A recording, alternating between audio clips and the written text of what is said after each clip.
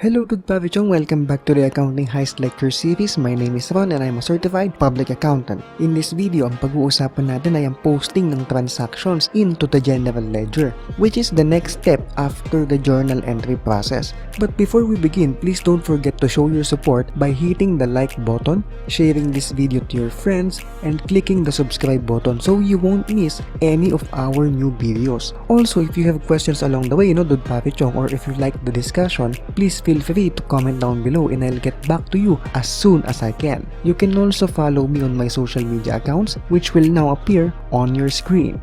Now without further ado, Dude Pavichong, welcome to the Accounting Heist Episode 5.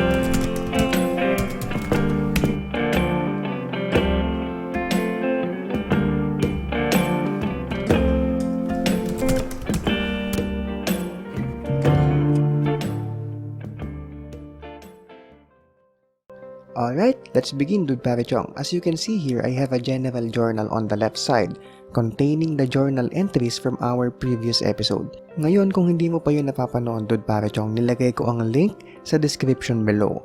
Mas maa-appreciate mo kasi if napanood mo. If hindi naman, okay lang din, matututunan mo pa rin naman ang posting. Now, on the right side, I have a general ledger, Dude Pavichong. Ano ba ang tinatawag na general ledger at bakit ba ito mahalaga sa accounting? Ang general ledger, Dude Pavichong, ay ginagamit to summarize the transactions recorded in the general journal. Paanong summarize? Kung mapapansin mo sa general journal, Dude Pavichong, there are numerous debits and credits affecting each accounts. Ngayon, as I have discussed in episode 2, ang debit at credit ay nag-o-offset against each other, meaning a 500 credit for instance, pag nilagyan mo ng 300 debit, magiging 200 credit na lang. Ang general ledger, Dude Pavichong, ay ginagamit para lahat ng debits and credits for each of the accounts ay magsama-sama. At in the end, malaman natin kung ano ba ang magiging balanse ng bawat account after mag-offset ng mga debits at credits. So baka lang narinig mo na rin, yung salitang banggaan, which is very common yan, Dude Pavichong, lalo sa mga CPAs, na ang ibig sabihin ay offsetting ng debit at credit, meaning subtraction, Dude Pavichong, ha? Alright?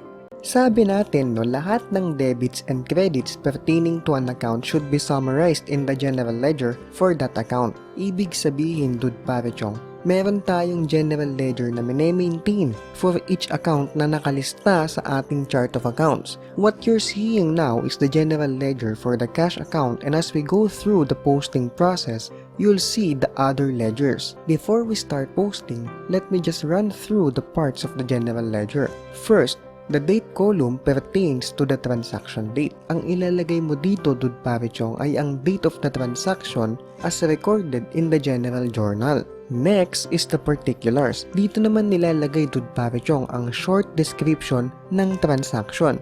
Meron ding ibang accountant na ang nilalagay nila, Dude Pavichong, ay source document number, kagaya ng official receipt number, statement of account number, etc. Itong journal reference number naman, Dude Pavichong, dito nilalagay ang page number ng journal kung saan nanggaling ang posted na entry. Now, the first debit and credit columns, diyan mo naman ilalagay ang amount from the general journal. For instance, if there's a debit from the general journal to cash, ililipat mo yung debit na yon sa debit ng cash pero sa general ledger. Now, the next debit and credit columns, dito naman nakalagay ang running balance ng isang account. Dito mo makikita at any given point in time kung ano na ang balanse ng isang account. To summarize, here are the steps for posting. Step 1. Identify the account you will post to the general ledger. Step 2. Input the date, the transaction, the journal reference number, which is the page of the journal, and the amount. Step 3. Make sure na nailagay mo ng tama ang debit sa debit at ang credit sa credit. Step 4. Compute the running balance. Step 5. Markahan mo sa general journal ang posting reference column for that entry. Ang ilalagay mo dyan ay ang account number ng account na pinost mo, or else lagyan mo na lang ng check. Itong step na to ay importante para maiwasan natin ang tinatawag na double posting. Kung mapapansin mo, kapag nalagyan mo na dyan ng account number ang entry sa general journal, malalaman mo na sa sarili mo na na-post mo na ang entry na to. Alright? Now, let's begin practicing posting using the journal entries from episode 4. I'm going to show you a few examples, no, Dude Pare Chong. And then I'm going to do a time-lapse na lang just to show you the final product. Nilagay ko ang exercise files in the description below para pwede mo ring pag-practicean on your own kapag wala kang ginagawa, no? Okay, Dude Pare Chong, so ang gagawin natin ngayon is papakitaan lang kita ng posting process, no? Example lang. Meron ako dito listahan ng transactions from our episode 4 pero hindi ko na to lalakatin in the interest of time, no? But if you want to do this on your own, nilagay ko yung files sa description sa baba, no? So you can try it on your own and then i-compare mo dito sa sagot ko. And then yeah, that's very much it. Let's do it. So as I have mentioned kanina, the first thing you're going to do is put in the date, which is basically given naman na, no, nasa general journal na.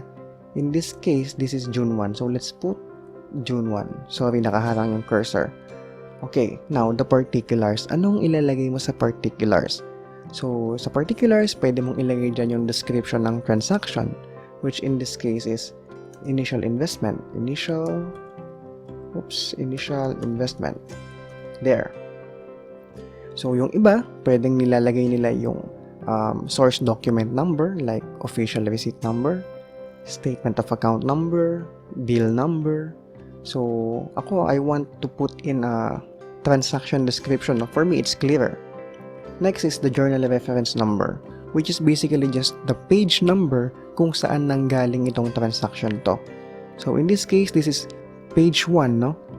Page 1 of the general journal. So, let's put in J1. There. So, ibig sabihin dun siya galing. Now, it is a debit to cash, no, doon sa general journal entry. So, all we have to do is ilipat yung 200,000 na yon under the debit column din dito sa transaction, no, ng general ledger. So, that's 200,000. And then the last thing, second to the last thing that you have to do is to update the running balance. Para kita mo kung magkano ng balance ng account after the posting, no? Yeah. And then lastly, you have to update the posting reference column sa general journal, no? Anong ilalagay mo dito? You can put the account number. Yung iba, ginagawa nila, chinechekan, no? Basically, all it means is that na-post na yung entry na yon para maiwasan na ma-double post mo siya. So, iingatan mo yun na dapat malalagyan mo tong posting reference number. So, next, dahil nalagay na natin tong cash, punta naman tayo sa general ledger for laundromat capital. Yan, as you can see, no, ayan, sabi ko nga sa'yo, we have general ledger for each account na nasa chart of accounts. So, ngayon, nandito tayo kay laundromat capital. So, same lang. First is, we put in the date, June 1, the particulars, initial investment, and then the journal reference, J1. We put in the credited amount, which is 200,000. Update the running balance, 200,000. And put in the posting reference, in this case, 310. Alright? Nasundan mo ba yun, Dude Pare Chong? Now, let's try to do one more. So, this one includes a debit to prepaid rent. So, let's look for the general ledger of prepaid rent. Here it is. So, the first thing we're going to do again is just put the date, June 3, no? And then the particulars, the explanation, ano bang lalagay ko dito? Rent paid in advance. And then the journal reference, it also came from page 1, so J1, and then the transaction debit, 27,000. Update the running balance, 27,000. Now, don't forget the posting reference, no, which is 140, the account number for prepaid rent. And then we're going back to the general ledger for cash. So, let's scroll up. There you go. So, kapag ganyan, no, I don't know if na-mention na sa'yo ng teacher mo, you don't have to repeat the month every time. So, in this case, nakalagay naman na yung June, pwede ngang ilagay ko na lang is 3. Yeah, June 3, no? You don't have to put in June sa every row. Okay na yan. Unless magpalit ng buwan, let's say for instance July na, no? You can put in July. Pero in this case, okay na yan. You can omit June. Now, let's put in the particulars, the explanation, rent paid in advance, and then J1 then, and a credit to cash, 27,000. Okay, at dahil wala akong calculator, i-mental math natin siya, 173,000. Alright, so medyo magka-practice ka rin ng mental math skills, no? It's important. Speed is of the essence, no? So, yeah. Here you go. I forgot the posting reference. No, in this case, 110. Okay. So, let's try one more, no? Before we enter the time-lapse. So, the rest, ita-time-lapse ko na lang in the interest of time. So, what is important is nakita mo kung paano siya gawin, no? Dude pare chong. And ita-time-lapse ko na lang siya hanggang sa last transaction para maipakita ko sa iyo yung final output natin. We will check if balance ba, no? We can do a trial balance. If hindi mo alam kung ano yung trial balance, don't worry, i-explain ko ng konti lang later. For now, let's move to the third transaction for June 5, no, sa cash din. So, let's put 5. June 5, no? Transaction is bank loan with a note. So, medyo nagtitipid ako sa space, no? Hindi kasha. So, and then J1 then, first page of the journal. And then 300,000 debit. Naka-receive siya ng cash. So, i-add lang natin to. That's 473,000. Right? And then don't forget the posting reference. Right? So, that's 110. Right? And then, let's look for the notes payable account. Notes payable. There you go. Lagay lang natin June 5. The particulars. Nakalimutan ko anong nilagay ko kanina. Bank loan with the note. Yata. So, yeah. Debit. Credit. No. Credit 300,000. Don't forget the running balance. There. And the posting reference. 220. Alright? So, I'm gonna do the rest of the transactions doon para dyan, pero naka-timelapse. And then in the end, I'm going to show you, no, kung ano yung steps natin to finalize the posting process. Alright? So, stay tuned.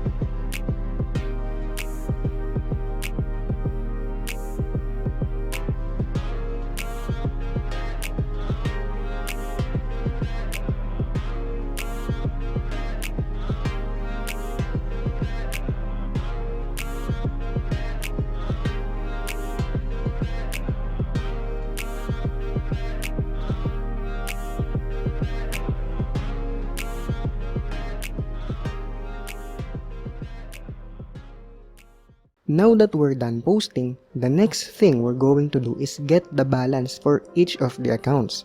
As you can see, dude pare chong, we now have the numbers we need. thanks to the running balance column. May mga general ledger dud pare chong na walang column for the running balance. In such case, you have to put the debits and credits of each account and then get the net debit or credit balance. Parang ganito dud pare chong.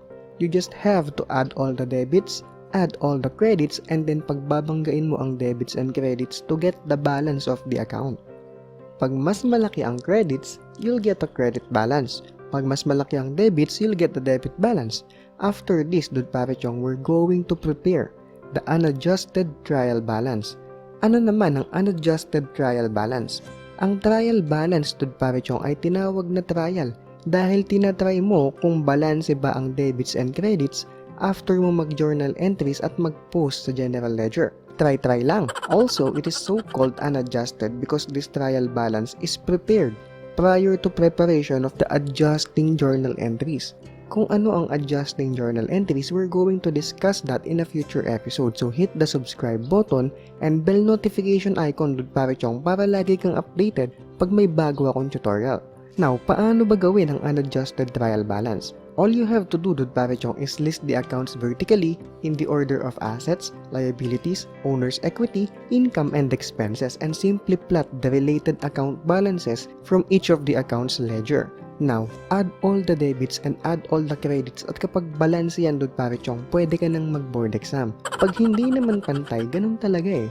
May mga pagkakataon na hindi balance kagaya ng mas nag-effort ka kesa sa kanya. Kidding aside, I'm going to do a separate video kung ano naman ang pwede mong gawin kapag hindi nagbalanse. That's it for this video, dud pare chong. Don't forget to hit the like button, share this video to your friends, and hit the subscribe button para lagi kang updated in our weekly content. Also, if you have questions or may mga bagay kang hindi naintindihan, feel free to comment down below and we'll respond to you as soon as we can. By the way, don't go yet dud pare chong since we're giving away a free accounting book of your choice. All you have to do is check the mechanics which we put in the description below and make sure to follow all those steps to earn the chance for a free accounting book of your choice. See you next time!